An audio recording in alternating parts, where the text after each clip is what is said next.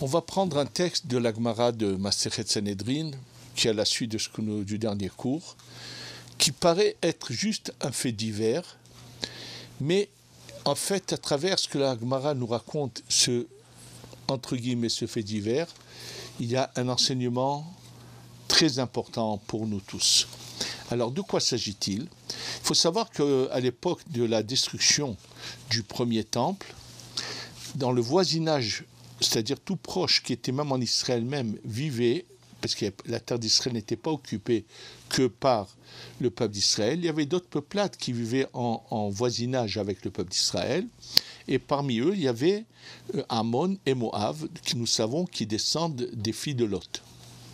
Donc, on sait que finalement de Moab est sorti Ruth à Moabia, ça veut dire que à l'origine, dans ces personnages-là, il y a des étincelles de lumière, et c'est peut-être la raison pour laquelle Abraham va rapprocher Lot pendant un certain temps, en essayant même de le faire basculer du bon côté. C'est un libre arbitre que a Lot, mais qui ne sait pas faire le bon choix. Et donc la Gemara, maintenant, regardez, on va voir chaque détail dans les termes de la Gemara ont une importance. Alors, Oula nous enseigne, il dit Ammon ou Moab, ce sont des mauvais voisins. C'est les termes de la Gemara, sont des mauvais voisins de Yerushalayim. Ils étaient. Alors, regardez comment la Gemara, les Chachamim, même quand vous allez voir ce qu'ils ont fait, on ne les appelle que de mauvais voisins, pas plus. Parce qu'on n'est pas belliqueux, et on ne cherche pas la vengeance, et on ne cherche pas, nous, à faire de mal aux autres. Juste pour que vous sachiez à quel point on doit faire attention à notre manière de parler, de nous conduire, je voudrais ouvrir une petite parenthèse avec le Chafetz Chaim. Vous savez que lorsqu'on reçoit une lettre et dont le timbre n'a pas été tamponné, par exemple, je reçois une lettre de France, d'Amérique, de n'importe où, et le timbre n'a pas été tamponné, selon la halakha, puisqu'il y a une erreur de leur part, je pourrais utiliser de nouveau ce timbre. Ça s'est passé avec le Chafetz Chaim. Et lorsqu'il a reçu un jour une lettre, surtout à son époque, c'était des gros timbres et tout, et qui avait une valeur. Alors, devant son entourage, il a tout de suite pris le timbre, il l'a déchiré. Alors, ils étaient étonnés, ils lui ont dit, mais selon la halakha, tu aurais pu le prendre et le réutiliser. Il a dit, je ne veux pas devenir un voleur. Si je m'habitue à profiter de quelque chose que je n'ai pas acquis, ça va faire rentrer en moi un mauvais instinct qui s'appelle le vol. On doit avoir cette attitude dans tout. Lorsqu'on voit quelqu'un faire du mal, lorsque récemment il y a eu des agressions de fanatiques islamistes qui ont tué des gens, on doit être retourné et on doit vraiment presque en pleurer parce qu'on est en train d'assister à un acte ignoble, cruel, et on ne doit pas, il faut pas que ça ait une influence quelconque sur nous.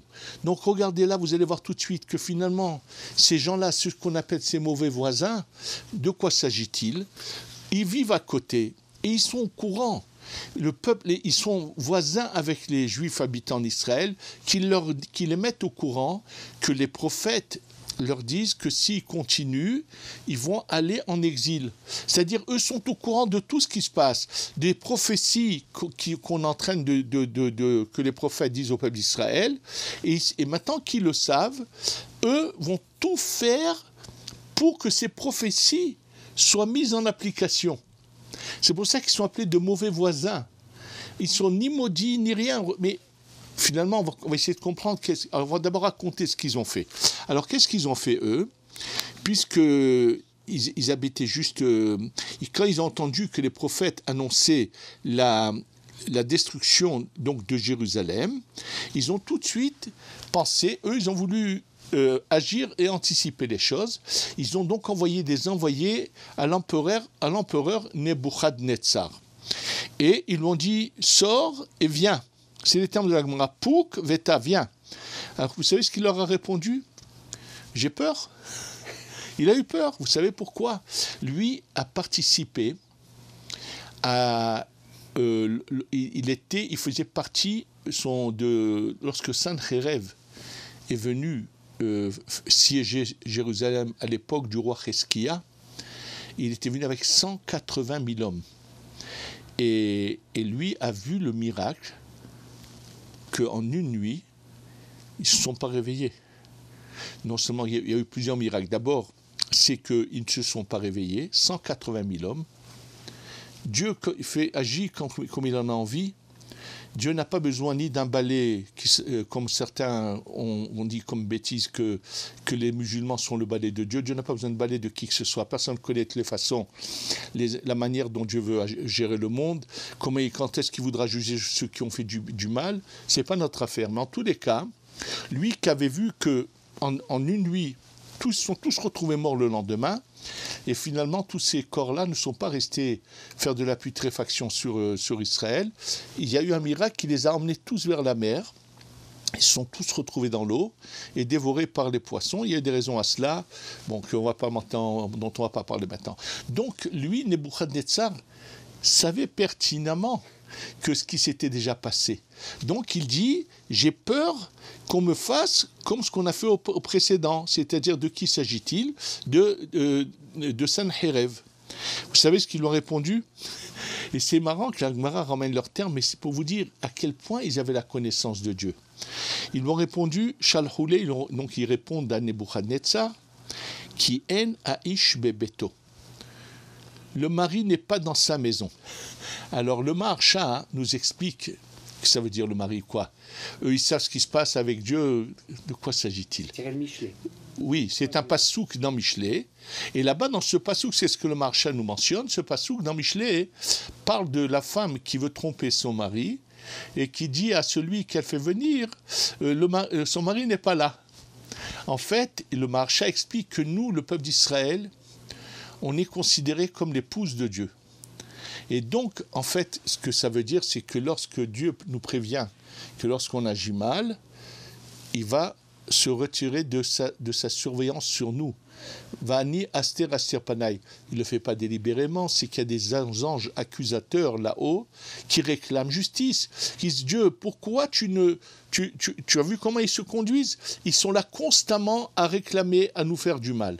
Donc c'est ça ce qu'ils lui disent en lui disant, Ki en aish bebeto alar bederech merachok. Il est parti loin. V'en ish. Alors la Gemara explique que c'est une allusion. Alors regardez, ils connaissent Dieu, mais ils veulent le combattre. Et là-dessus, dès que je finirai cette Gemara, je vais vous montrer un exemple ressemblant à cela, qu'on peut connaître Dieu et vouloir quand même ne pas le suivre. Et on va le voir tout de suite dans une autre Gemara, mais à la suite de cela. Et donc, une fois que Gemara explique que c'est ça ce qu'ils l'ont dit, alors lui, il leur dit, oui, mais peut-être il est proche, il va vite revenir. Ça veut dire que quoi? S'ils font teshuva, Dieu va tout de suite revenir. Alors ils lui ont dit non, non, il est parti loin, ne crains pas. Ça veut dire, même s'ils font, eux veulent lui expliquer que ça ne sert à rien, ils sont loin de faire tchouva de toutes les façons et que ça n'ira. Et là, écoutez bien la suite. Et il leur dit, Nebuchadnezzar, il leur dit, oui, mais attention, même s'il y a un décret, parce qu'eux, ils l'ont dit, ils avaient dit au départ que le prophète lui avait prophétisé tout cela, il leur dit, mais il y a peut-être des tzadikim qui vont les protéger. C'est-à-dire que même si la masse du peuple n'est pas bonne, alors il y a des tzadikim pour les protéger. Et la suite est terrible et fait frissonner. C'est que quand Akadosh Baruch Hu veut mettre en application des décrets qui ne sont pas à notre avantage, malheureusement, des fois, il prend les tzadikim et les emmène près de lui au Gan Eden. Et il n'y a plus de protection. C'est marqué, mais pene ara'a ne esafat tzadik. Il n'y a plus de protection à cause du mal. Le tzadik, des fois, part vers le haut. Et c'est ça ce qu'il lui dit, malheureusement, et que si eux s'adressent à Kadosh Baruch Hu, ils risquent d'écouter.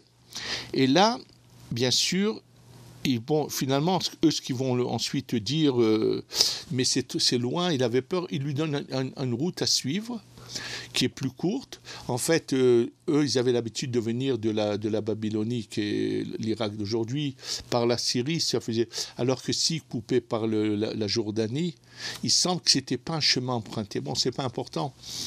Et il a peur parce que c'est l'hiver. Et ensuite, il leur dit, j'arrive avec mon armée, mais où c'est que je vais les installer? Et là, celui qui ne connaît pas un peu l'histoire d'ici de Jérusalem n'arrivera jamais à comprendre.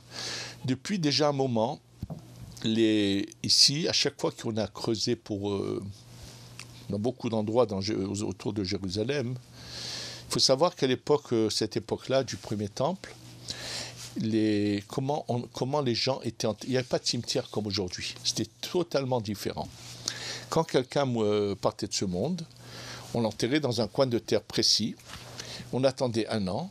Et après 1 an, on ouvrait le cercueil. Il ne restait que des os. Et on confectionnait un boîtier en pierre, on réassemblait les os, on les plaçait dans une certaine manière, et il y avait c'était creusé dans la montagne, chaque famille avait une sorte de pièce, et ils savaient creuser dans la roche, et on plaçait cette boîte dans la roche.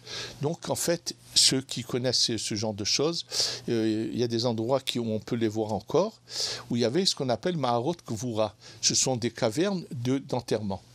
Et ce sont vraiment des choses qui ont été creusées dans la roche.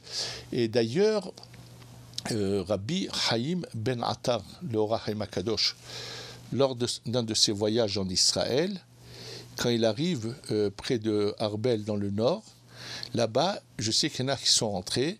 Il y a un endroit où, lorsqu'on commence à rentrer, c'est très dangereux parce que c'est comme des labyrinthes et les gens ne sauraient pas ressortir. Ça veut dire qu'ils ont fait comme des rues qui vont d'une après l'autre, et dans lesquelles il y a à chaque fois des pièces qui appartenaient à des familles où on enterrait ces boîtes en pierre. Et donc, eux lui disent, mais tu sais, leur lieu leur caverne dans laquelle ils enterrent sont mieux que tes châteaux à toi. Et malheureusement, à cause de cela, quand ils vont venir, ils vont carrément vider une quantité de boîtiers comme ça pour que lui puisse s'installer. C'est ce que je vous dis, la fin de la Gemara, de quoi elle parle. Alors, déjà, il y a plusieurs questions qu'on va se poser. Pourquoi appellerait-on Ammon, pourquoi faut-il qu'Ammon et Moab, c'est des mauvais voisins? Parce qu'ils vont encourager Nebuchadnezzar. Il y a ici un problème de fond. Si Dieu veut détruire le temple, veut exiler le peuple d'Israël, parce qu'ensuite, quand ils vont lui dire, il y a déjà eu un décret, en fait le décret de 70 ans d'exil. Comment se fait-il que ça se passe de cette manière-là? Dieu aurait pu tout simplement mettre dans la tête de Nebuchadnezzar, lui enlever la peur. Il y a toutes sortes. On ne connaît pas les plans de Dieu. Et je rappelle aux gens que j'entends trop souvent aujourd'hui des personnages vouloir parler de la manière dont le Mashiach va venir, de faire des prophéties. D'abord, je vous rappelle que dans un de mes cours, je vous ai ramené les paroles de Rashi dans Devarim, sur le chapitre 18, verset 13. Tamim tiye em Hashem Elokecha, sois entier avec Dieu. Ne cherche pas à savoir quels sont ses plans, ne cherche pas à savoir ce qui va se passer. Si tu veux être attaché à Dieu et faire partie de son peuple, que ce qu'il veut Dieu avec lui, ne cherche pas à savoir l'avenir, ne cherche pas à prophétiser. On n'a pas de prophète, on n'a pas besoin de chercher à savoir comment les choses peuvent se passer. À tout instant, je dois avoir la émouna que la Mashiach peut arriver. Je n'ai pas besoin de croire qu'il faut que le djihad agisse ou que celui-là agisse pour que le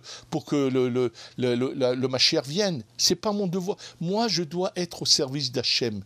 Et et chaque événement qui n'est pas bon dans le monde doit m'affecter et me faire de la peine. Je ne dois pas chercher à savoir si la personne qui a été tuée de cette manière-là, c'est pas mon affaire. Je ne dois pas accepter de voir un acte barbare, ça doit me déranger de voir un acte qui est barbare. Il faut que j'ai une éducation que la Torah m'a inculquée en moi et d'avoir une attitude bonne et douce. Regardez, même dans ce cas-là, où c'est Ammon ou Moab qui sont les déclencheurs de cet exil terrible qui a fait, malheureusement, c'est une sorte de Shoah pour le peuple d'Israël. Et qu'est-ce que la Gemara dit sur eux? Les mauvais voisins. Regardez Rashi, c'est les mots de Rashi, parce qu'ici c'est en araméen, mais c'est le début de la Gemara. Chez vivait Biché, et Rashi dit des mauvais voisins. Donc, avec tout ce mal, c'est eux qui vont convaincre Nebuchadnezzar de venir. Ils vont lui préparer le travail à vider les cavernes de tombes. Et malgré tout, c'est tout ce qu'on a à dire sur eux. Ce sont des mauvais voisins. Bon, mais la question qui reste à comprendre et à réfléchir, c'est que comment se fait-il comme si c'est eux les responsables, c'est eux qui ont provoqué cela? Si c'est un décret, si c'est une prophétie, alors qu'est-ce que cela veut dire? Sachez que cette question semblable, une question semblable à ce que je viens de vous poser, la pose également le Or HaChaim HaKadosh dans Parashat Balak. Dans la Parashat de Balak, c'est marqué Ma'ekov lo kaboel ou Ma'ezom lo za'am Adonai. Qu'est-ce que je peux maudire? Dieu n'a pas maudit que si il y a quelque chose qu'on ne comprend pas. Ça veut dire qu'il semble que Bilham aurait la possibilité, par ses malédictions, de faire du mal. Et là, il y a eu un événement très particulier, comme la Gemara nous l'explique. Il savait à quel moment Dieu avait du courroux dans la journée, et s'il y avait eu ce courroux et il aurait sorti sa malédiction, ça se serait réalisé. Dit le Or HaChaim pose une question tout simple. Si une personne doit subir un tort, une punition, une souffrance ou une douleur, quelle est l'importance des paroles de Bilham ou pas, ou de celui qui le maudira? Et si elle ne doit pas subir cela, il n'a qu'à maudire autant qu'il veut, ça ne fera rien. Alors, ce qui explique le Or HaChaim HaKadosh, c'est pas que lui. Je vous dis tout de suite, il y a le Bnei Issachar dans Soulivigra des Kala sur l'histoire des frères de Yosef lorsqu'ils arrivent en Égypte, où il montre dans le détail là-bas que finalement ils ne peuvent plus sortir d'Égypte si ce n'est pas Pharaon qui donne l'ordre et la tolérance. Et le problème est le suivant. Il faut savoir que c'est sûr que si on est intact, parfait, et qu'il n'y a aucun mauvais décret sur nous, personne ne peut nous faire de mal. Et pour que vous le compreniez, je voudrais vous dire quelque chose de semblable qui va nous aider mieux à comprendre l'image de Rav Dessler sur le Aïn Hara, sur le mauvais œil. Le mauvais œil, normalement, ne peut pas faire d'effet. Alors, comment peut-on... Et pourtant, nous savons que la Gemara dit que ça existe, que Rav, lorsqu'il est rentré dans un cimetière, et avec sa vue spirituelle, a vu que la grande majorité n'étaient pas morts à l'âge où ils auraient dû mourir, ils sont partis avant à cause des mauvais yeux. Alors, de quoi s'agit-il? Alors, l'explication que nous donne est tellement claire et magnifique, celle de Rav Dessler. Il dit la chose suivante. Souvent dans la vie, ce qu'on a, on ne le mérite pas, mais Dieu est miséricorde, Dieu est bon, il nous le donne. Un exemple. Je vais prendre deux noms, ça va être plus simple. Réhouven a fait une belle affaire et il s'achète une très belle voiture. Il s'achète une voiture magnifique, splendide, une très belle voiture. Shimon, son voisin, quand il le voit, il dit « Ah, Dieu, pourquoi Réhouven, tu donnes toujours tout ce qu'il veut et moi, pourquoi moi, je n'aurais pas la même chose ?» Sachez qu'au moment où quelqu'un, même qu'un regard avec une pensée telle qui lui passe dans la tête, il y a un ange qui va tout de suite là-haut et demande à Kadosh Baruch Hu Shimon a vu que tu as donné à Reuven et à lui tu ne l'as pas donné et il ne comprend pas pourquoi lui il n'aurait pas la même chose. Alors Dieu répond à l'ange qui a été déclenché par Shimon. Il lui dit parce que Shimon n'est pas méritant. Mais l'ange ne s'arrête pas là. Il dit et Reuven il est méritant. S'il était méritant, eh ben oui, il est méritant et c'est fini. Ça ne fera aucun effet mauvais. Le problème, c'est que souvent, Reuven n'est pas méritant, mais Dieu est miséricorde et bon. Et donc, il a donné, bien qu'il n'était pas méritant. Mais le fait que maintenant l'ange qui a été déclenché par Shimon vienne dire son argument, ça va malheureusement provoquer que Dieu va être obligé de retirer à Reuven ce qu'il lui a donné. Mais s'il n'y avait pas eu, malheureusement, cet argument, ça serait resté chez Reuven. Ça, c'est une chose. Et je voudrais juste d'ailleurs au passage vous dire que de faire très attention, de ne jamais poser de questions de ce genre vis-à-vis de Dieu, donc pas seulement vis-à-vis des autres, dans quoi que ce soit. C'est une parenthèse très importante qui est un enseignement qu'on a tous besoin de se répéter grand nombre de fois. Je ne me souviens pas du nom de ce Admour, mais il y a peut-être une centaine d'années, un peu plus, comme je ne me souviens pas ni du nom ni de l'époque, où un grand Arabi, je l'avais lu une fois son nom, mais j'ai simplement oublié, qui est arrivé à un âge très avancé. Et un jour, pour donner bien éduquer ceux qui le suivaient, il leur a dit, vous savez pourquoi moi j'ai eu une vie si longue? Parce que j'ai jamais eu de questions vis-à-vis de Dieu. Alors ils le regardent tous très surpris, ils ne comprennent pas. Il leur dit, sachez une chose, à chaque fois que vous avez une question vis-à-vis de Dieu, pourquoi ça, et pourquoi ça, et pourquoi j'ai pas ça, et pourquoi j'ai subi ça, il y a un ange qui pose la question. Akadosh Baruch Hu, telle personne a demandé ça et ça. Il dit pendant longtemps Dieu ne répond pas. Jusqu'au jour où il dit celui-là il a vraiment beaucoup de questions. Allez le chercher, je vais lui répondre à ses questions. Alors il a dit moi j'ai jamais posé de questions, c'est pour ça que j'ai eu la longue vie.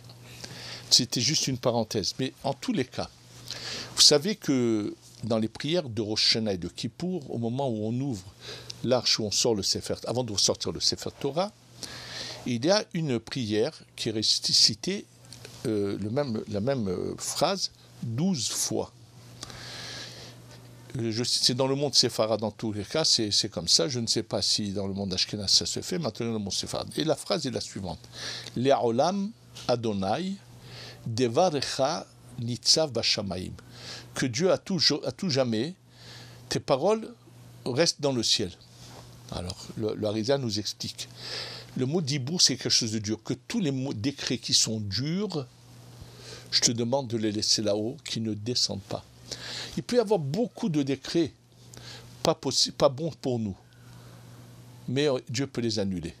Je vous rappelle les paroles du Rambam. Le Rambam, quand il vient nous expliquer comment peut-on savoir si un prophète est un vrai prophète ou un faux prophète, même quand il y avait l'époque des prophètes, je ne parle pas d'aujourd'hui de tous ces charlatans qui se prennent tous pour des prophètes, ils connaissent tous les plans de Dieu, que de quelle manière il va faire venir le Mashiach, comment il va prendre l'islam contre l'Occident. Mais je vous dis, c'est triste d'entendre des bêtises aussi graves que celles-là, qui sont vraiment contraires à la Torah. Et donc, quand il y a des mauvais décrets là-haut, dit le Rambam, même si un prophète vient, c'est le cas ici justement de notre Gemara, annonce une mauvaise prophétie, que Dieu va faire ça, ça et ça et ça. Et en fin de compte, cette mauvaise prophétie ne s'est pas passée. Eh bien, nous dit le Rambam, ne pensez pas un instant que ce prophète n'est pas un bon prophète. Pourquoi ? Niham Adonai Arara. Dieu est revenu sur ces mauvais décrets qu'il avait voulu faire. Quand est-ce que nous savons qu'un prophète est un faux prophète? C'est lorsqu'il annonce des bonnes nouvelles.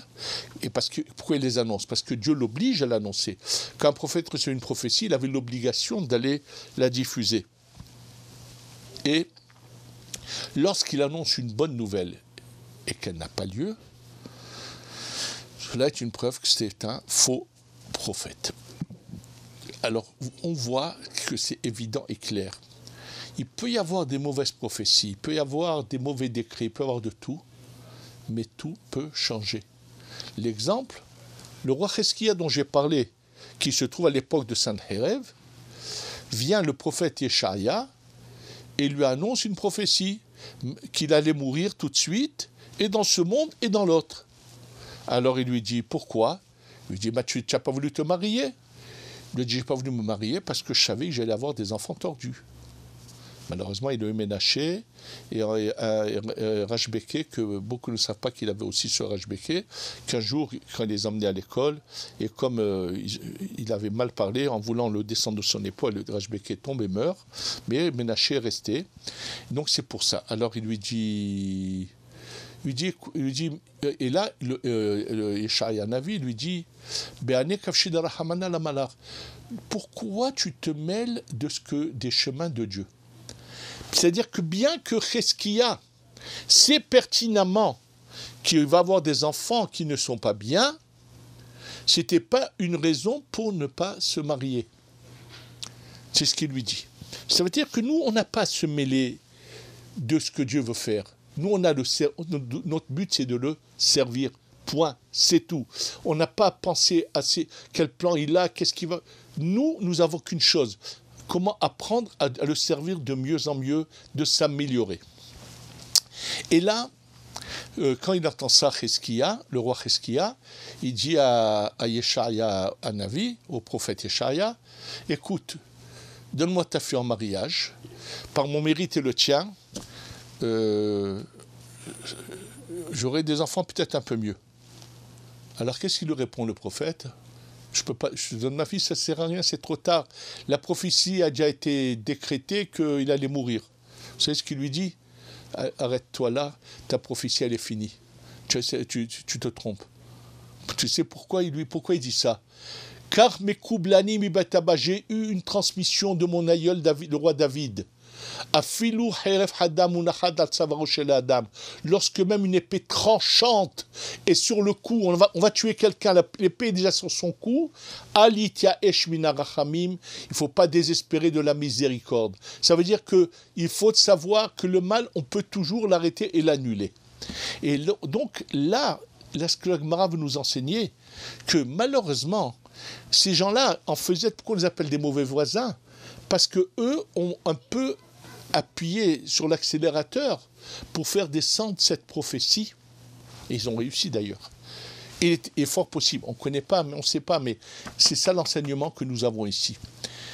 Et bien sûr, quand ils parlent ils ont une connaissance de Dieu inimaginable. Ils savent que maintenant Dieu s'est retiré. Que ça veut dire que Dieu s'est retiré?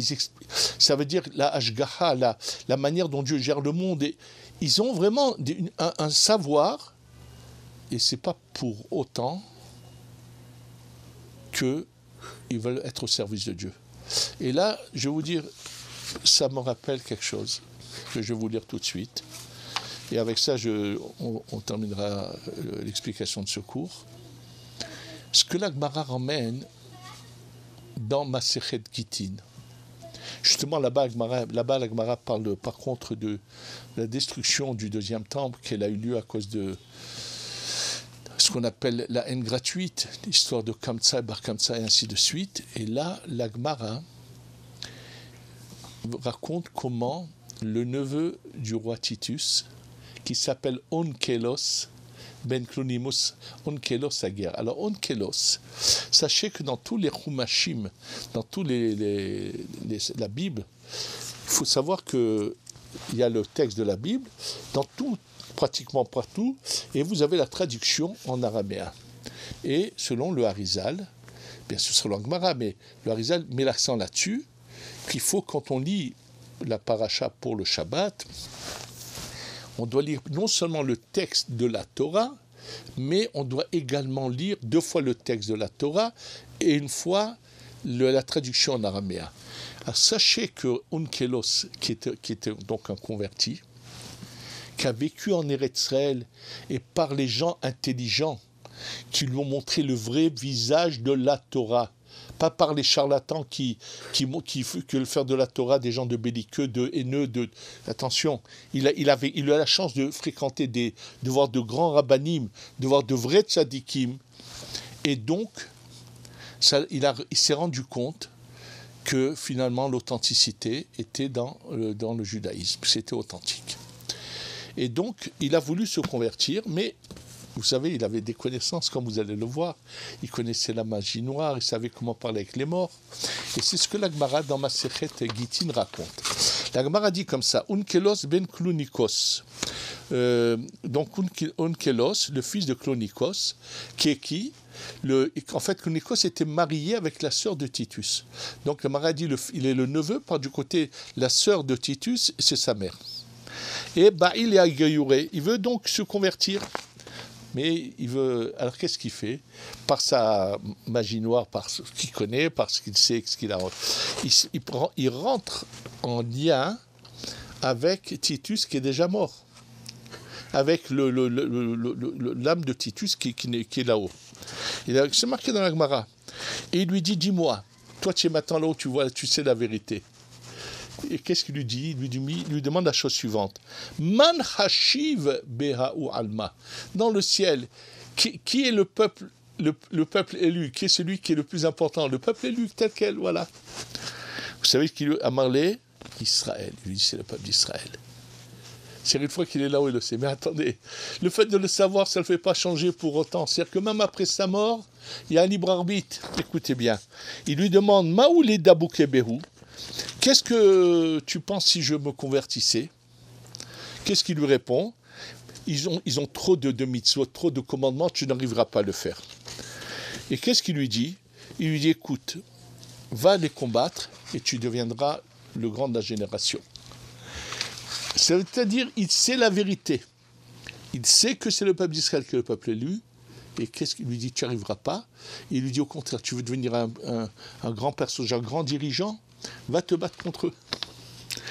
Mais il lui cite un pasouk qui est marqué d'ailleurs dans Echa, dans les Lamentations.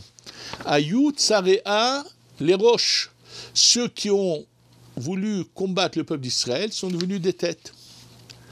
Il connaissait même l'enseignement des Chazal, que tout celui qui veut faire du mal au peuple d'Israël, il devient une tête, il grandit, il obtient un poste important. Bon, la Gemara après lui demande comment il est jugé là-haut, il lui répond, et ainsi de suite. Ensuite, donc, mais Unkelos est quand même quelqu'un de réfléchi, d'intelligent, et au contraire, de là, il apprend de là, finalement, qui est le peuple élu. Il retient le bon de cet entretien. Et il va faire la même chose avec Bilham. Il rentre en lien avec l'âme de Bilham et il lui dit la même question. Il lui pose la même question. Il lui dit qui est le peuple élu? Il lui dit le peuple d'Israël. Et quand il lui dit est-ce que je me convertis? Il est furieux. Lui, il est resté avec sa haine dans le cœur. Et il lui dit Lot idrosh lomam et tovatam koleyamim. Ne cherche pas leur bien. C'est-à-dire, il a la haine qu'il a, et reste en lui. Il est mort, et il sait la vérité, et pourtant cette haine innée qu'il avait de son vivant, où il a voulu faire du peuple au peuple d'Israël, reste là, et là présente. C'est-à-dire, c'est quelque chose qui est dans l'âme, qui n'est pas dans le nefesh de chacun. Bon, et il lui pose la question de comment il est jugé, c'est pas important. Et là, ce qui est très intéressant, c'est à qui il va poser la même question? Alors ça va tous vous surprendre. Il rentre en relation avec Jésus. Alors dans la Gemara, comme à cause de la censure, c'est marqué Pocha Israël, les fauteurs du peuple d'Israël. Oui, c'était plutôt oui. Mais on a des textes aujourd'hui. Et là, vous allez voir ce qui est incroyable. Alors quand il lui dit qui c'est qui est le plus important? C'est le peuple d'Israël. Il lui dit, qu'est-ce que tu penses si je me convertis? Aïe. Vous savez, là, je vais vous dire ce qui est marqué. Et je vous dirai tout de suite, bien sûr, aussi l'explication du Ben Ishraï. Moi, au départ, je ne l'avais pas compris comme ça, mais je m'incline devant ce que dit le Ben Ishraï, à moins qu'il y ait quelqu'un qui l'expliquerait différemment. Il lui dit Tovatam drosh, ra'atam lotidrosh. Cherche à leur faire du bien et ne cherche pas à leur faire du mal. Moi, je l'ai toujours interprété en bien, mais je vais vous dire tout de suite ce que dit le Ben Ishraï là-dessus. Kolanogea bahem, tout celui qui les touche. C'est pour ça que c'est un peu surprenant ce que dit le Ben Ishraï, mais je vous lis les mots comme ça, vous verrez par vous-même. Tout celui qui les touche, keilu nogea bebat eno. C'est comme si il touchait les yeux de Dieu. C'est une image, hein. Bon, la Gemara dit, regarde la différence entre les autres peuples et le fauteur du peuple d'Israël. Moi, je vous dis, pendant des années, je l'ai toujours compris d'un côté positif. Le Ben Ishraï, ça veut dire, je ne pense pas que c'est faux. Il y a ce côté positif, mais il y a un côté où peut-être auquel le Ben Ishraï a voulu mettre en garde, c'est que des fois, malheureusement, hein, quand on vit dans une ambiance trop bonne, trop gentille, il y a une assimilation et c'est la perdition du peuple d'Israël. Alors c'est dans ce sens-là que le Ben Ishraï dit qu'il y avait dans ses paroles, lui il veut parler du côté très dangereux, c'est au lieu de les combattre, cherche leur bien et donc ils vont s'assimiler. Ce qui est un peu étonnant sur le Ben Ishraï, c'est que il n'aurait pas rajouté dans ce cas-là la phrase « ceux qui touchent à eux, c'est comme ceux qui touchaient l'œil de Dieu ». Ça veut dire que Dieu les surveille, les protège. Donc ce serait dans un... Mais ce qu'il dit quand même est juste et bon. C'est vrai aussi que malheureusement, pour ceux qui connaissent pas, il y a une histoire que dans ma jeunesse j'ai lue sur les derniers Juifs qui se trouvaient en Chine. Il y a eu un livre qui s'appelait Pivoine, écrit par Pearl Buck, qui raconte la fin de la communauté juive en Chine, et c'est l'assimilation qui a fait que cette communauté a disparu. Ils étaient très bons, et on les accueillait très bien. Malheureusement, ils se sont finalement mariés avec des Chinoises, et ça a perdu Donc c'est un côté qui est vrai. Mais ce qu'il faut retenir de cela, c'est c'est vraiment surprenant. Ils connaissent l'existence de Dieu. Quand on parle de Ammon et Moab qui veulent faire venir Nebuchadnezzar, ils savent qu'il y a des prophètes, ils savent ce que Dieu a dit au peuple d'Israël, ils savent que Dieu va venir punir le peuple d'Israël parce qu'ils ne l'ont pas écouté, et ils sont avides de vouloir voir sa fin, de le voir détruire. C'est des mauvais voisins parce que c'est un mauvais exemple pour nous. Nous, on est avides de voir le mal de personne. Il faut le savoir. On ne veut de mal à personne. La Gemara les appelle des mauvais voisins parce que c'est un mauvais esprit, quelque chose de mauvais à l'intérieur. C'est pas du tout ce que Hachem, ce que attend de nous Dieu, n'attend pas de ça. Il veut qu'on soit des gens parfaits avec une bonne conduite. Et là, on les appelle des mauvais voisins parce que ils veulent qu'une prophétie qui n'est pas bonne sur le peuple d'Israël soit mise en application. Et de là, on doit apprendre quel est notre rôle en tant que peuple d'Israël, à l'image de Dieu, de savoir avoir une conduite parfaite, humaine, qui ne supporte pas la cruauté, qui ne cherche le mal de personne. Notre seul but est de servir Dieu. Et si on pouvait montrer la vérité à tout le monde pour que tout le monde vienne servir Dieu, c'est notre but. Et c'est d'ailleurs une phrase dans la Gemara que le peuple d'Israël est parti en galoute pour que se rajoutent des guérims, des convertis. C'est pas qu'on fait du missionnarisme, on ne va pas chercher des gens. Mais par une bonne conduite, on peut donner la chance en nous conduisant comme Dieu veut qu'on se conduise, à des gens d'ouvrir les yeux et de savoir où se trouve la lumière. Qu'on fasse notre rôle, qu'on ne soit pas des mauvais voisins, qu'on soit des gens parfaits, droits, bon cœur, sans vouloir le mal de qui que ce soit, c'est ce qu'Hachem attend de nous. Et que finalement, que tout le monde ouvre les yeux et qu'on ait la Géoula Shlema, Bekarov, Bemera, Beyamenu, Amen.